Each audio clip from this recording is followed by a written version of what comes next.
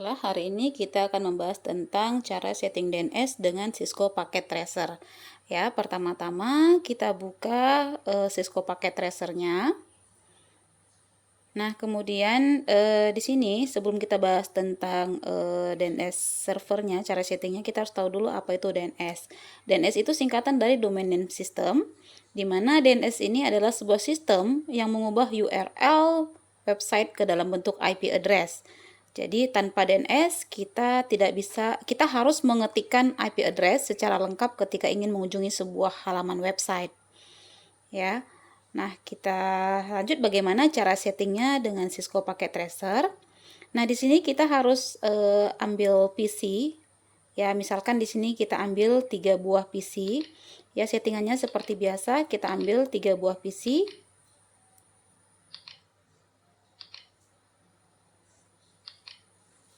Kemudian kita ambil 2 buah switch. Di sini saya pilih switch PT. Kemudian di sini saya ambil sebuah router PT. Kemudian saya ambil di sini kabel jaringan. Di sini saya pilih kabelnya yang otomatis. Jadi kita hubungkan semua PC ke perangkat yang akan menghubungkannya dengan perangkat yang lain. Ya, seperti PC ke switch, kemudian switch ke router.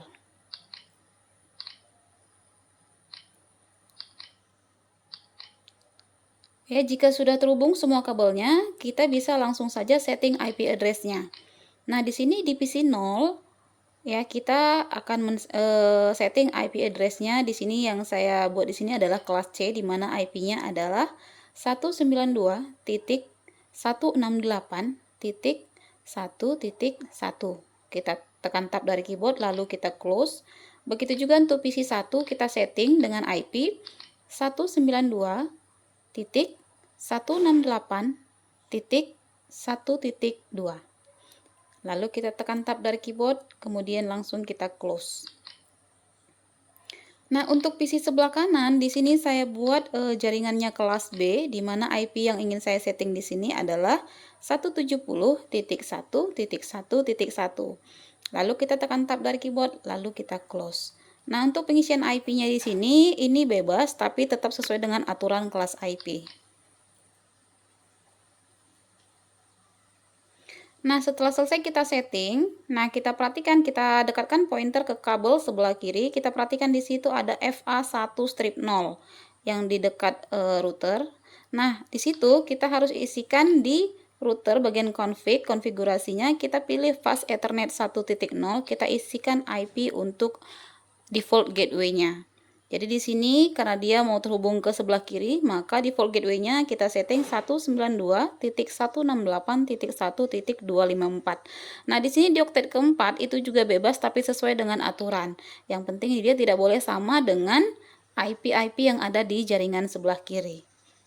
Begitu juga untuk setting jaringan sebelah kanan, ya kita dekatkan pointer, di situ ada FA0-0. Jadi di sini di konfigurasinya kita pilih Fast Ethernet 0-0, kita isikan IP untuk default gateway untuk jaringan sebelah kanan. Jadi di sini saya setting IP-nya itu 170.1.1.254. Lalu tekan tab dari keyboard dan jangan lupa di on-kan. Lalu kita bisa langsung close.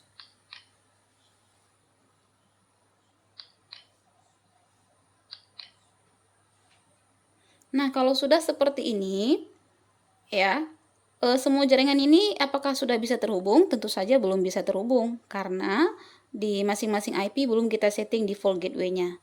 Maka di sini untuk jaringan sebelah kiri, kita setting dulu default gateway-nya. Kita isikan gateway yang sudah diisikan di router tadi, yaitu 192.168.1.254. Ini bisa kita copy untuk PC yang berikutnya di jaringan sebelah kiri. Langsung kita close. Setelah selesai, lanjut kita masuk ke jaringan sebelah kanan, kita isikan IP default gateway-nya, di mana tadi IP-nya adalah 170.1.1.254. Ya, kalau seperti ini, semua PC ini sudah bisa saling terhubung, dan kalau kita ping ini pasti berhasil. ya. Namun di sini kita mau membahas tentang DNS server. Maka di sini kita ambil sebuah DNS server. Kita ambil sebuah server. Ya, kita ambil sebuah server. Di sini namanya server PT. Ya, pada end device-nya. Misalnya di sini servernya itu kita bangun di jaringan sebelah kiri. Ya, kita hubungkan dengan kabel otomatis.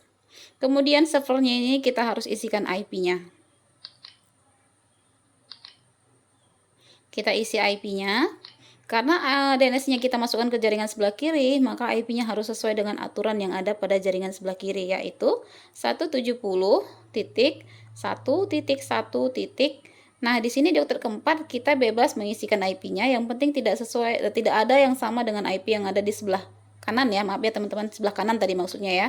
Jadi tidak ada yang sama dengan IP sebelah kanan, tapi sesuai dengan aturan. Jadi di sini saya buat oktet keempatnya bernilai 10, karena 10 itu belum digunakan di oktet di IP jaringan sebelah kanan.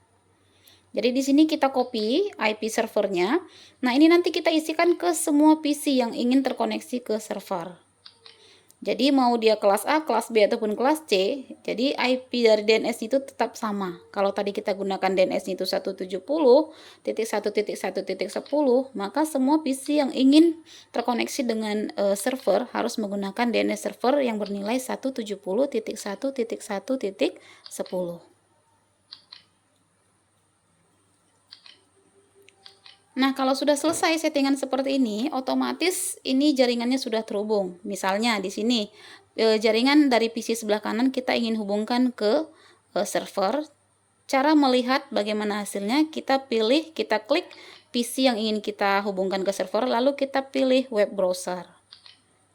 Ya, kita ketikkan IP-nya, IP dari si server tadi yaitu 170.1.1.10. Langsung kita klik go. Maka akan muncul halaman di sini. Ini adalah hasil dari eksekusi HTML yang ada pada Cisco Packet Tracer. Ini bawaan dari Cisco Packet Tracer, di mana tadi halaman 1 ada welcome Cisco Packet Tracer, halaman kedua ada hello world, halaman ketiga di sini ada copyright ya. Nah, kemudian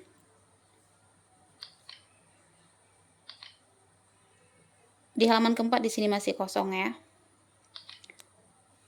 Oke, kalau kita perhatikan di sini, ini sudah berhasil, sudah sukses. Coba kita jalankan juga di PC jaringan yang lain. Di sini kita bisa ketikkan IP-nya. Nah, IP-nya adalah pergantian dari halaman website. Ini bisa juga kita setting, kita ketikkan misalnya http://.blablabla.com atau apa gitu, itu boleh. Nah, jadi di sini kita ketikkan tadi IP-nya, dan PC sebelah kiri juga sudah sukses untuk masuk ke dalam web browser. Ya, jadi di sini sudah masuk tadi, di mana di sini ada halaman Cisco Packet Tracer, di mana ada beberapa lembar kerja tadi ya. Nah, kemudian kita juga bisa di sini ya, kita perhatikan kita bisa ganti coding HTML-nya di HTTP. Saat kita buka server, kita pilih tab config ya, kemudian kita klik HTTP. Di sini ada 3 halaman. Kalau kita perhatikan di bawah ada 1 strip 3. Jadi halaman pertama ini isinya adalah welcome to Cisco Packet Tracer. Kemudian halaman kedua tadi isinya hello world. Ya, kemudian halaman ketiga di sini ada gambar ya. Ada gambar. Nah, kemudian ini kita bisa setting semuanya halaman-halaman ini ya sesuai dengan aturan-aturannya, aturan dalam pengkodingan HTML. Nah, kalau sudah selesai kita setting seperti ini nanti, ini sudah bisa kita jalankan.